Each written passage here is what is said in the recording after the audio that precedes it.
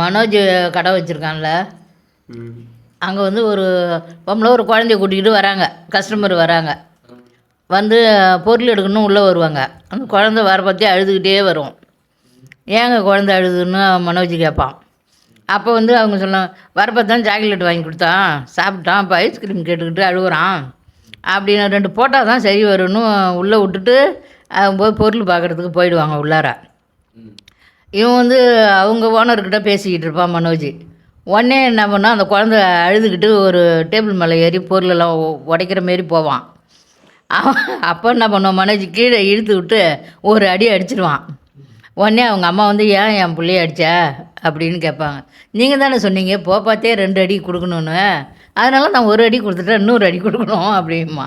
உனக்கெல்லாம் குழந்த இருந்தால் தான் உனக்கு அந்த அருமை தெரியும், உனக்கு பிள்ளையே இருக்காது, உனக்கு இருக்கான்னு முதல்ல கேட்பாங்க.